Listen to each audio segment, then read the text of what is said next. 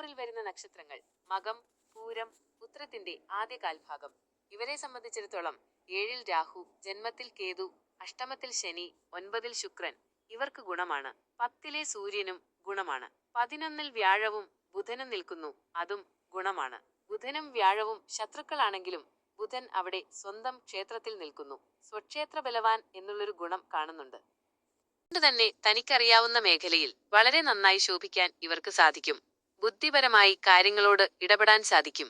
സാമ്പത്തികമായിട്ട് ഒട്ടും ദോഷം കാണുന്നില്ല. ബുധൻ സ്ഥാനം കൊണ്ട് ഇഷ്ടനല്ലെങ്കിലും ഭാവം കൊണ്ട് 11-ൽ ഇഷ്ടനാണ്. സൂര്യൻ 10-ൽ നിൽക്കുന്നത് സൂര്യനും ശത്രുരാശിയിലാണ്. പക്ഷേ ഭാവം കൊണ്ട് 10-ാം ഭാവം ജന്മലഗ്നാധിപൻ കൂടിയായ സൂര്യന് ഗുണമാണ്. ശുക്രനും നിൽക്കുന്നത് സമന്റെ രാശിയിലാണ്. ചൊവ്വയുടെ രാശികൾ അത്ര നല്ലതല്ല. കൃത്യമായ സാമ്പത്തികം അതിൽ നിന്ന് കിട്ടുകയും ചെയ്യും.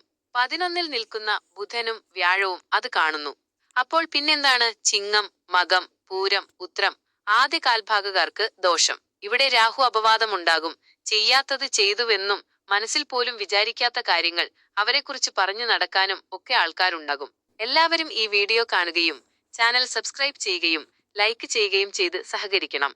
ഏറ്റവും പ്രധാനമായി നിങ്ങളുടെ കുലദൈവത്തെ ആരാധിക്കുകയും അതിന് ശുദ്ധമായ നെയ്യോ എണ്ണയോ ഉപയോഗിച്ച് വിളക്ക് വെക്കുകയും ചെയ്യുക.